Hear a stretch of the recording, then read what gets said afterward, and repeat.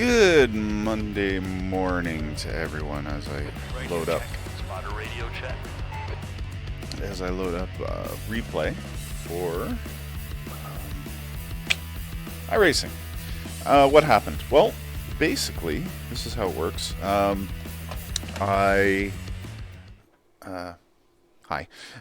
Yesterday I decided to run the SCCA Spec Racer Fords at Okayama, and I streamed it, and I think I've added it to YouTube. In fact, my YouTube channel. I streamed it. I'm in a low split, right? I've made some mistakes in past races, so I'm kind of in a low split right now, and I got to work my way back up. But anyway, so I was in the bottom split for the first race yesterday, and I qualified on pole. It is a standing start, and I jumped the start. Yeah. So what I did, I was in the lead, took the lead. Took pole. I had pole. Went in the first turn. I let the guy in second. He had a better jump, and I let him in front of me. And by the third turn at Okayama, he basically spun out. So I was in the lead again. I was starting to pull away. Long story short, you can see it. It's a video that's available right now.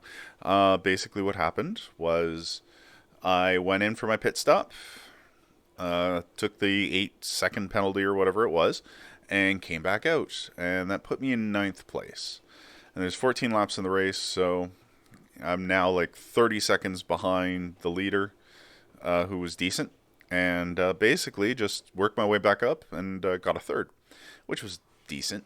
I was happy about it. The realization is that I knew I'm in a slow split. I'm in a very slow split.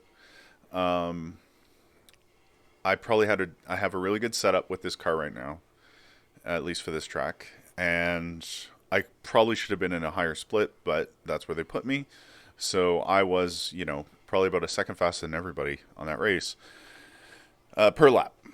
And so, yeah, even though I came third and I was happy with it, I realized that, you know what, if I don't jump the start, I'll probably do a lot better.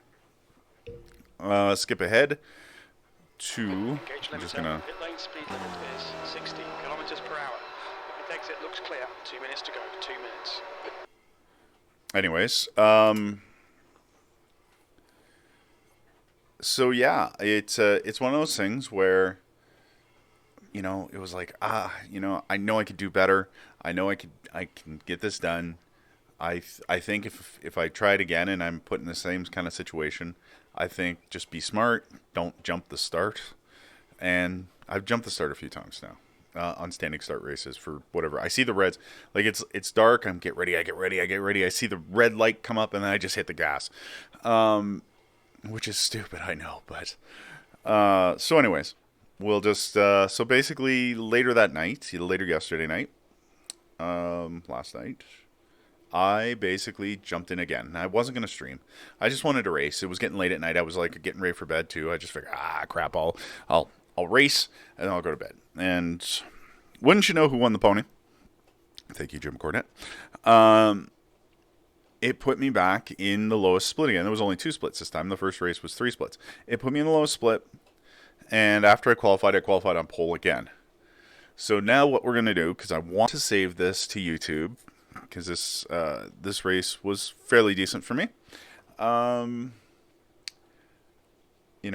There's definitely one of the guys, I think it was the guy in third, started third, really gave me a good push in the first part of the race.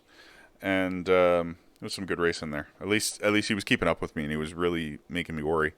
So anyways, we're going to watch the replay. So I saved the replay. We'll watch the replay of the race.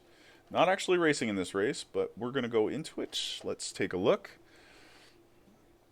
As you can see right here, I've got it on TV. Crap. Okay, there we go.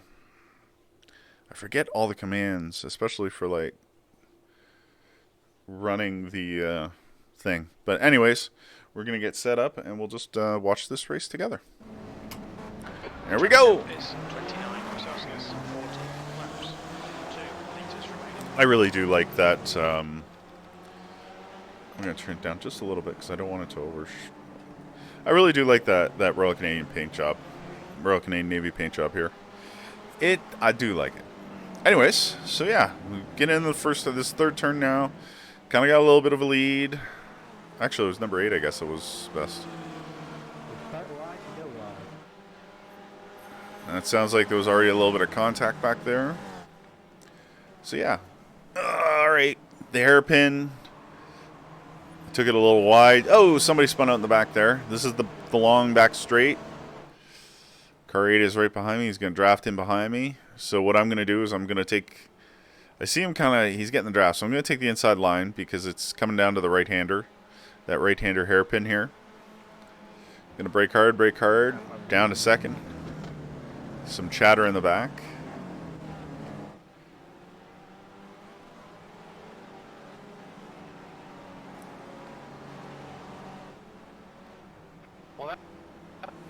That was spot 11. Uh-oh. There's definitely some crashing in the back. So right now we got 3 really close up. I'm trying really hard. I'm just saying to myself, don't spin out because like not only will they might hit me, but like they're close enough right now that I'll probably lose about 8 or 9 spots if I crash out. All right, last 2 corners before the front straight. I think I slipped up a little bit there. Yeah, here comes 8. He's got a draft. Just gotta be careful. He's not super close, but he's got the draft on me. He's kind of showing his nose. Down in turn 1 here.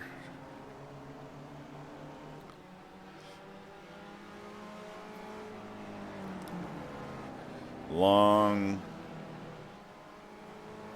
sweeper.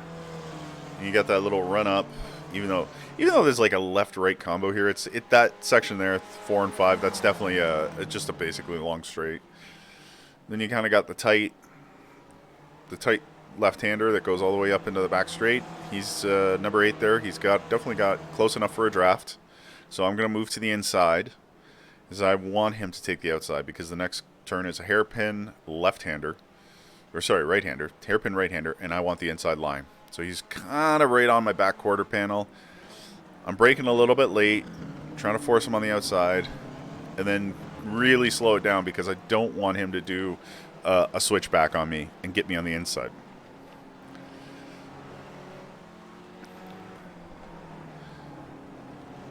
Those 2 corners right there, those 2 lefts, those are definitely a little bit tight, and you really got to be good coming out, or you can easily just push it too wide into the gravel. So I'm holding on right now. We're just gonna try and hit my marks, do my best right now.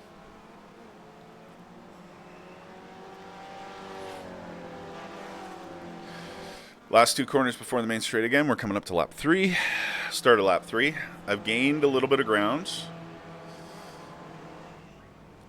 Oh, there's a little bit of smoke there. This looks like number 3 car. Just kind of maybe got a little bit squirrely.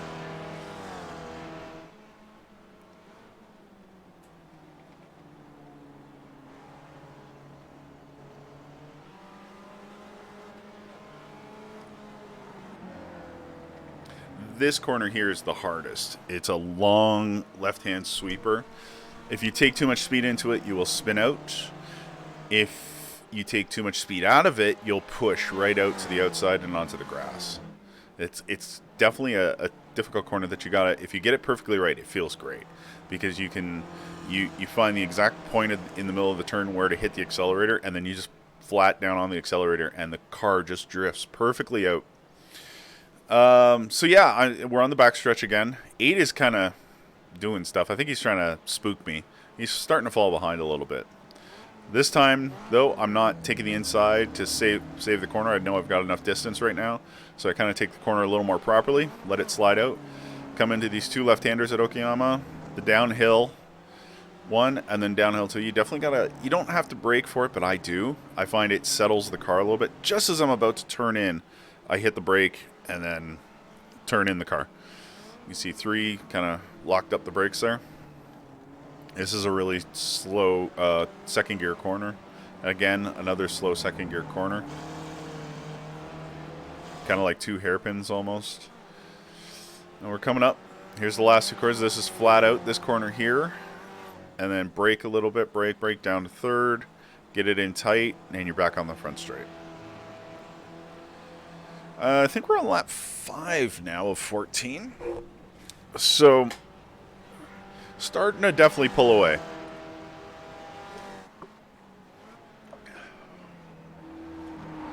I'm just going to bring up the...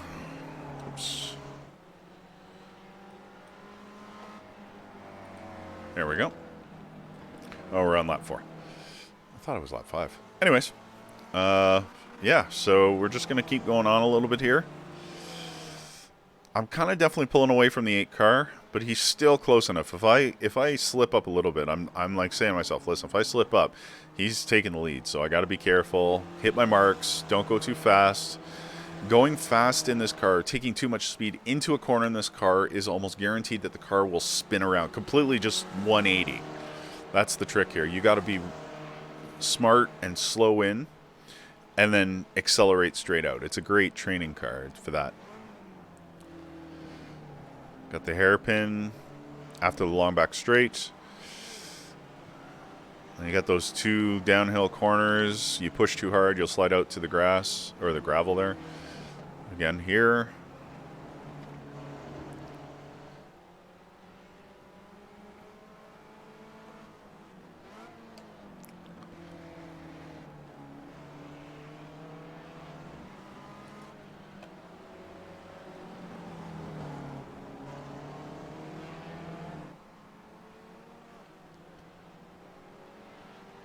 There's the full out 3rd gear into 4th gear last 2 turns for the front straight. Back on the front straight, and you can already see in the distance maybe there for a second you might have been able to see that there is a back marker already coming up.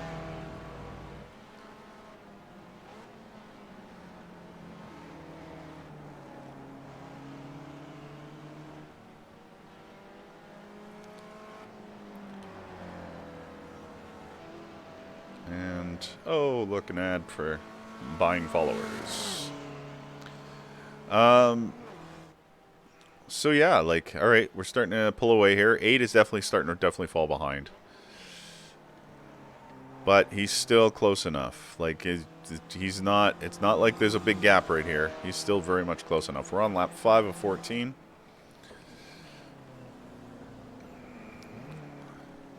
You might have heard in the background there that there was a car going underneath the camera, so we're definitely catching up to the back markers.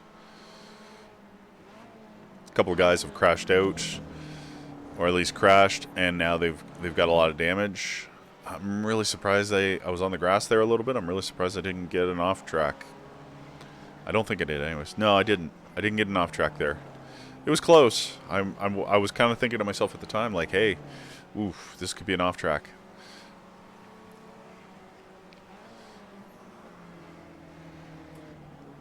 There's definitely a you know, like, obviously a bit of height differential and elevation differential in this track. And the fact that they kind of put turns in, so you got like uphill turns and downhill turns, is it's really challenging sometimes. Last 2 curves. We're back on the main straight. Let's see how we're doing. There's a car in the pits. I can hear it. You can hear that engine. Just somebody's in the background there. Oops. I'm going to try and find looking for 8 right here. See how he's doing. This is the guy right behind me. He's still really close. So we can get a different camera angle here. Oh! Oh! He definitely crashed. It's too bad for him. He was, I feel bad for him. He was doing really well. That was the guy that I was kind of worried about. At this point, I've got pretty much, I think, something like a 15-second lead. And I'm catching some of the back markers. So now I'm just thinking to myself, okay, I've got a big lead. I can kind of let off a little bit, but I don't want to let off too much. As you can see, there's a back marker there. Because you just kind of lose your flow. You lose that rhythm, right? You lose your rhythm on it, and you're just looking to, that's when you can make an easy, simple mistake, is when you lose your rhythm.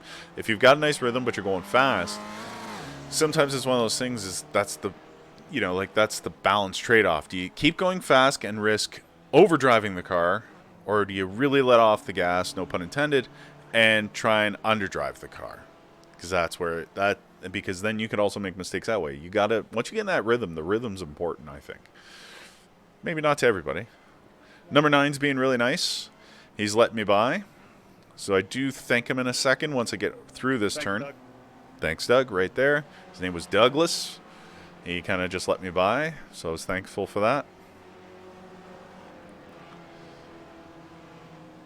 And right now, I'm just kind of starting to feel the need, like, okay, I've got a little bit of a gap. I'm just starting to cruise.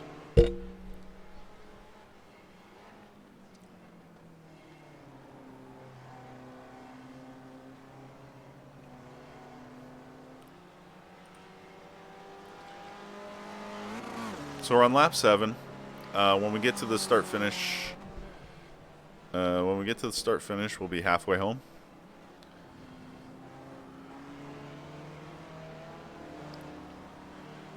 I've got like a 15 to 20 seconds. That's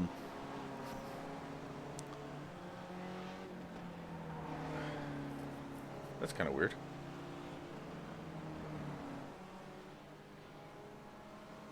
Oh, nice. Anyways, sorry. I just realized something I never noticed before. My Fanatec wheel is attached. And I kind of caught something out of the corner of my eye because it's sitting right on the desk right beside me. It's on.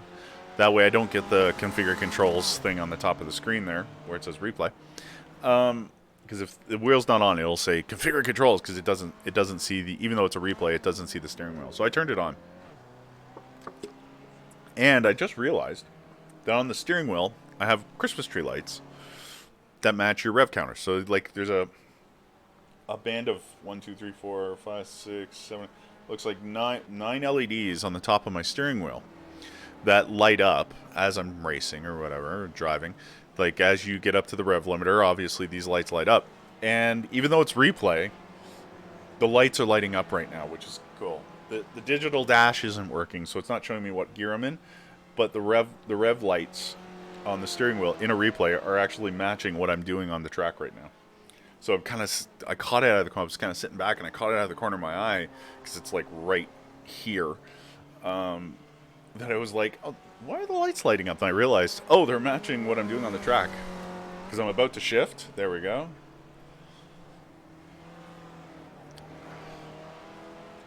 I'm in the yellow band, the red band, and I downshifted. Anyways. All right, so we're on lap 8. At this point, I've got a pretty decent lead. I think it's almost like from, not Brad Fellows, Doug Small. No, Doug Small. So maybe it's Brad Fellows. No, this is on track. So I think it's Ariel Hernandez. Yeah, he's number 3 car. Right now, I've got like about a probably 15, 20 second lead on Ariel.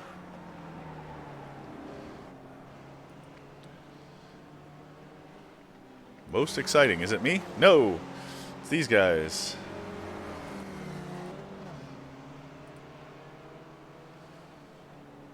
Oh, I got a little bit of 8. Michael Bainham, he's kind of back into it, and kind of, I think he's like, ooh, somebody did an Alitalia color job on that. I like that car.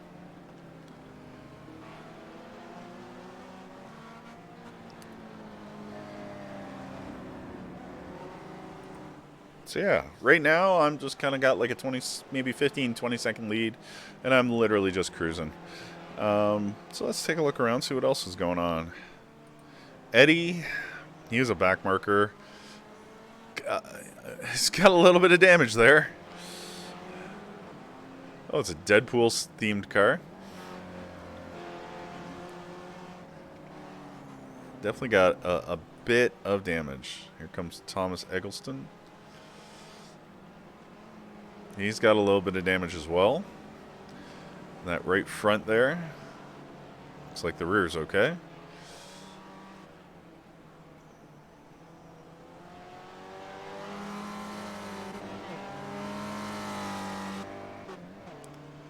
Coming up to the final 2 corners. And back onto the main straight for these guys.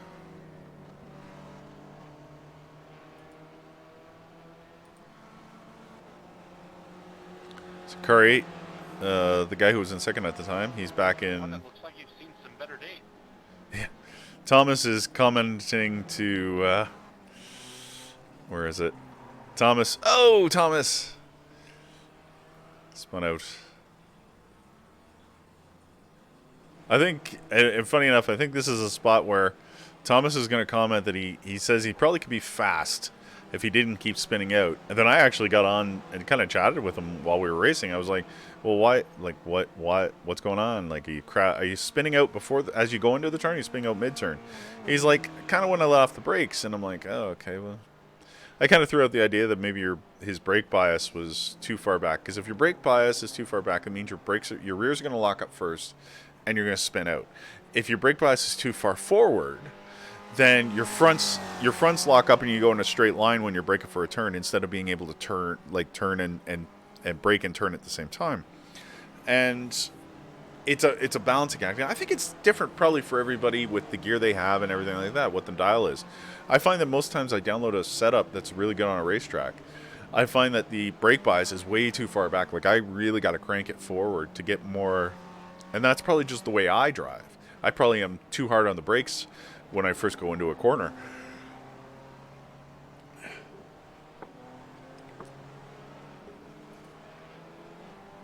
Looks like Eddie took a little, braked a little too hard there.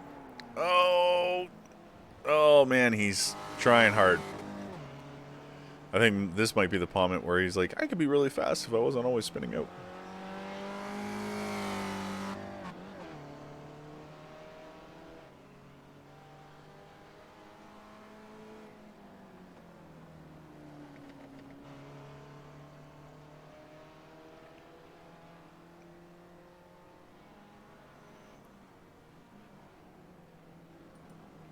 Oops, there's the pace car.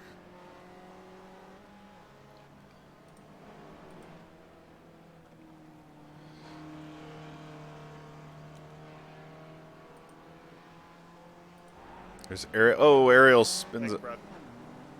Alright, I just passed somebody. Oh, Brad. Yeah, I passed Brad Fellows. I was thinking to myself at the time, like, I wonder if this is Ron Fellows' brother, or related to Ron Fellows, the Canadian race car driver, sports car race car driver.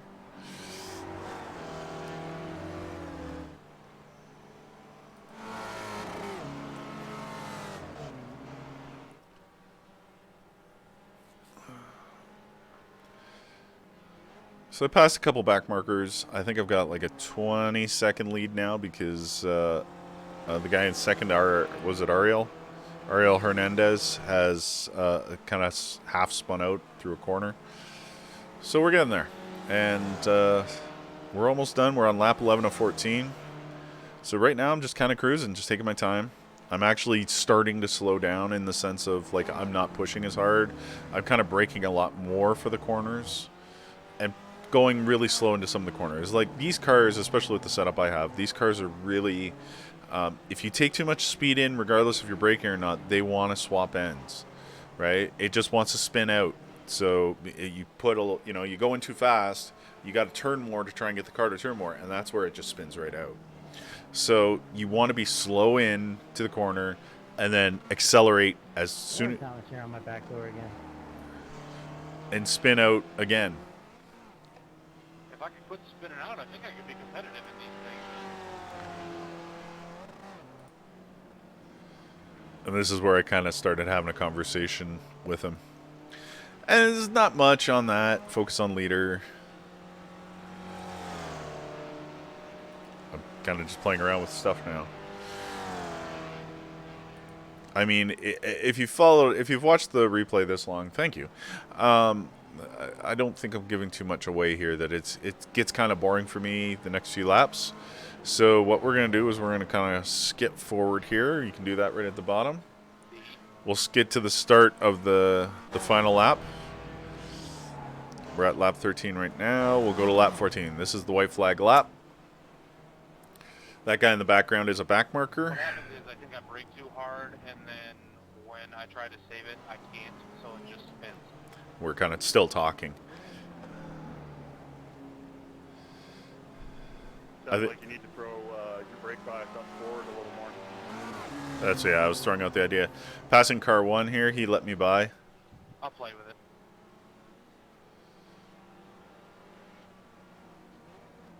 I think I finally give a comment like, yeah, these are nasty little cars. Like, you take too much speed into the car, they just want to swap ends. All right, we're on to the back straight here. That poor car 1 car. Bodywork is completely mangled on it. I don't think there's 1 inch of that car that's... To tell you the truth, it's probably more me than the car. Oh yeah, he mentioned that. Then I said, no, well, you gotta remember, these things are a little bit squirrely.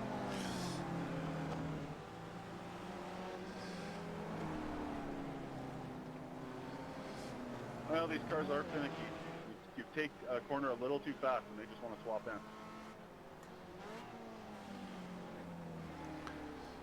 And so now I'm kind of going up the hill. Those two kind of like tight left-right hairpin combo. We're on the back straight, turning around. We're going to go through the fast right-hander, second last corner. Here's the last corner right here, onto the front straight.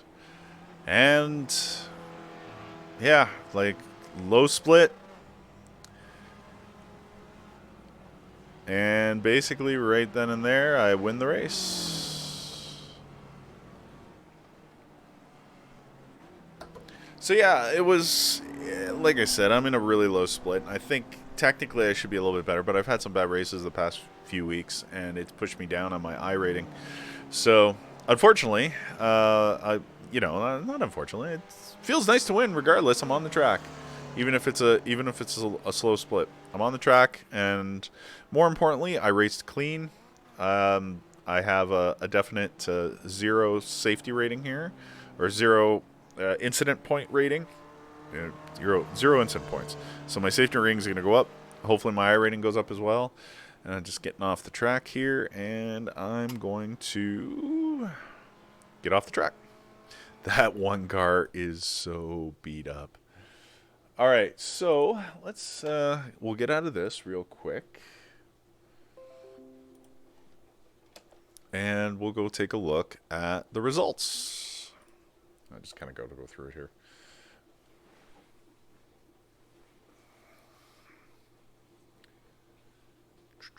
Do a quick search. There we go. With my name at the front.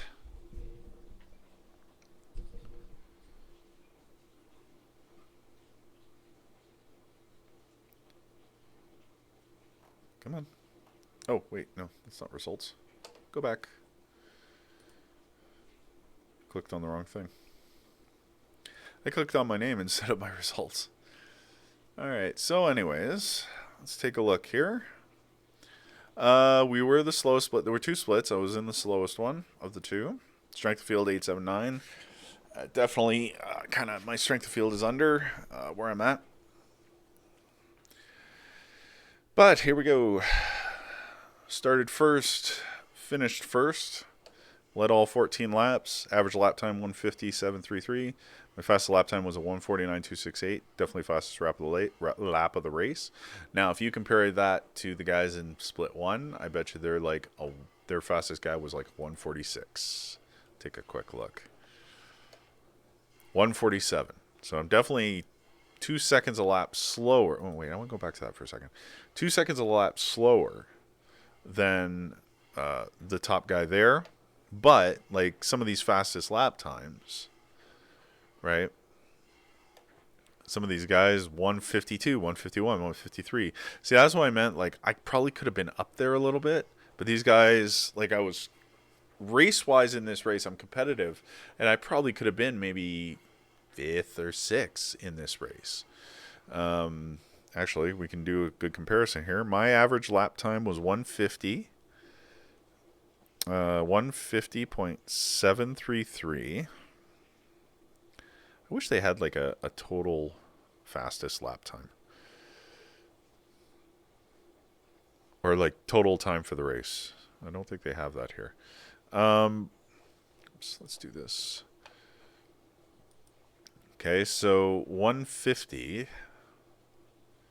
So my average lap time, what was it? 157.33. So that means I probably would have ended up 5th.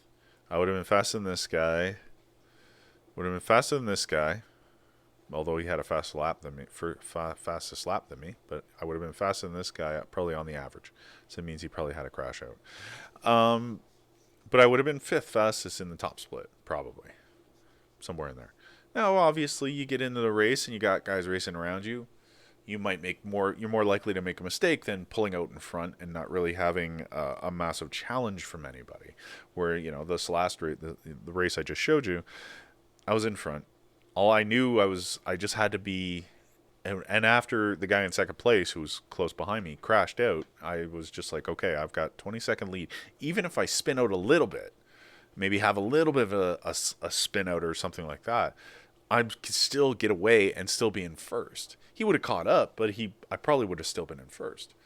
When you're racing in the pack, you know, sometimes what you do is completely dependent on what's going on around you. That being said, you know, I think I probably would have been top 5 here, which would have been nice. But at the same time, yeah, hey, like, you know, you can see their I rating's a lot bigger. And in fact, their I rating was all bigger than mine. That's why they all started, because like their lowest guy on I rating is 1269. I was 1117. Well, I was before 1117. I was in 1000 something. So obviously, excuse me. Obviously, and I think the numbers are based on your I rating. Like the numbers they assign are based on I rating. So when you get there, the highest I rating is given number 1, the second. So technically, I was 4th best in I rating here in my race. I think that's how that works. No incident points, which I'm really happy about. Got some championship points, gold points, Division 5. You know, fastest lap was lap 4. That's where I kind of pulled away from him, and he really couldn't answer for that. It was Michael. Michael's fastest lap was 150.